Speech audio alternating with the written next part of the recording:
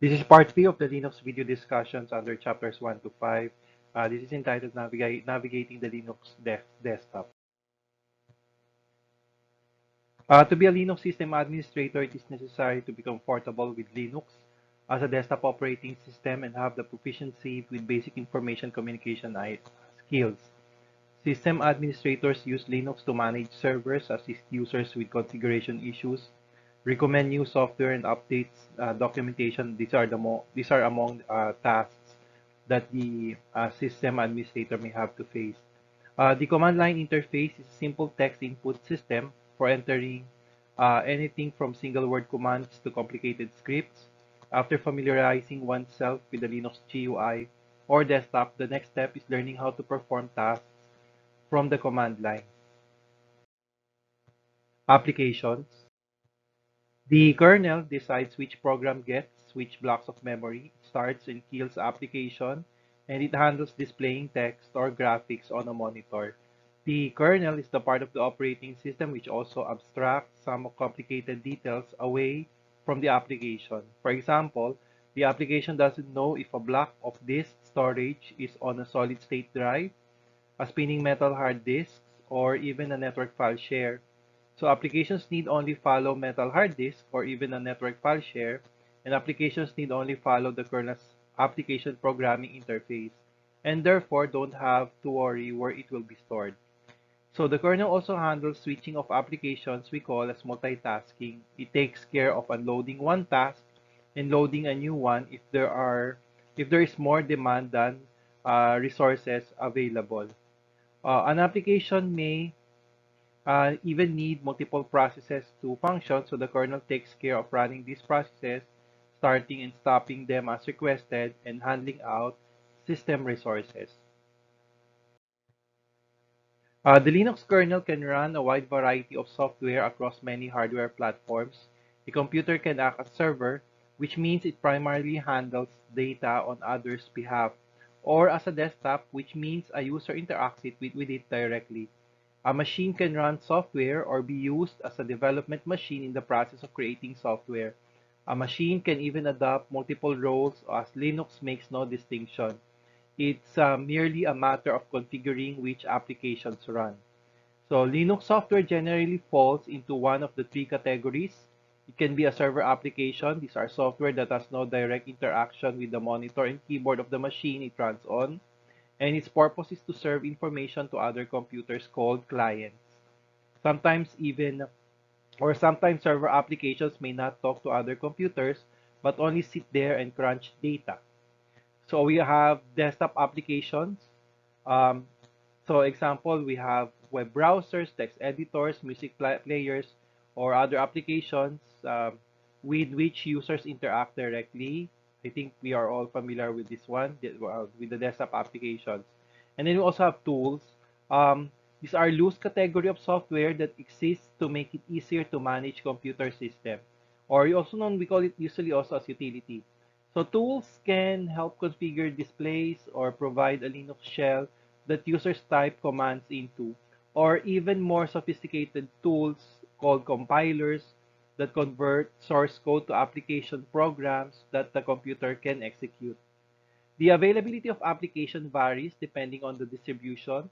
Often, application vendors choose a subset of distribution to support, and these different distributions have different versions of key libraries, and it is difficult for a company to support all these different versions. Some applications, however, like Firefox and LibreOffice, are widely supported and available for all major distributions. The Linux community has come up with lots of creative solutions for both desktop and server applications. These applications, many of which make up the backbone of the internet, are critical to understanding and utilizing the power of Linux. Most computing tasks can be accomplished by any number of applications in Linux. There are many web browsers or web servers or database servers and text editors from which to choose. Evaluating application software is an important skill to be learned by the aspiring Linux administrator. Determining requirements for performance or stability and cost are just some of the consideration needed for a comprehensive analysis. Once a user has entered a command, the terminal then accepts and what the user has typed and passes it to a shell. CLI or command line interface, it provides more control, greater speed, and ability to automate tasks more easily through scripting. Again, shell is the command line interpreter that translates the command entered by a user into actions to be performed by the operating system. There are actually different shells that the Linux environment has, but the most common is what we call as the bash shell. Bash shell. The bash shell has many popular features, which are we have the command line history, inline editing, scripting, alias, and variables, some of which we are to explore as we go along in the other chapters. I have here in the slide the format of the prompt of the Linux shell. So we have the sysadmin, which is the username, the one that is currently logged on to this device. This is equivalent to the administrator account of Windows. So in Linux, we call it as sysadmin. And then we have the local host, which is the system name. Okay, so they are separated by an @ sign, colon, and then next, very important symbol, the tilde. Okay, this one, tilde. And this indicates that the user, the sysadmin, is currently in the this is the current directory. So in this case, since we only see this symbol, it means that um, the user is in the root. We call it as also as the root directory. In Windows, we call it as folder. In here, we call it the folder. We call it as directory. I have one command here for Linux. We have the ls, which stands for the list. It lists down the directories and files that is on the like in this case on the current directory, which is the root directory.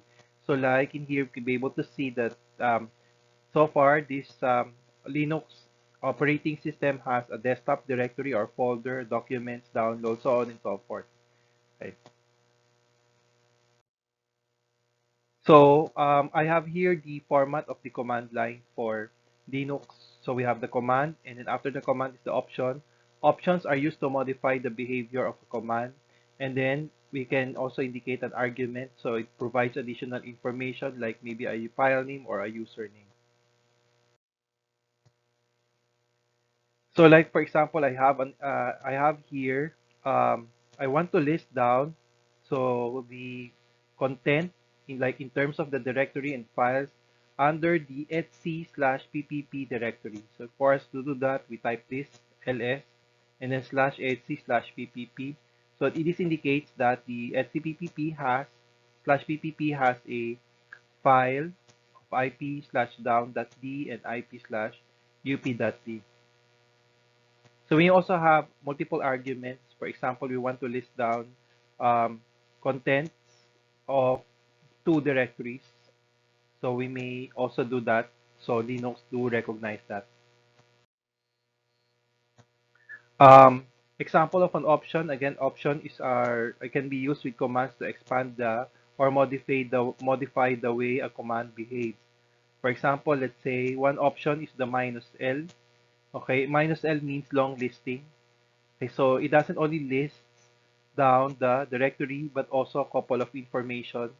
Okay, like its file permissions. We'll discuss this in one of the chapters, and then the the group, the owner, the group to which this directory belongs, and then also the owner, okay, of the directory.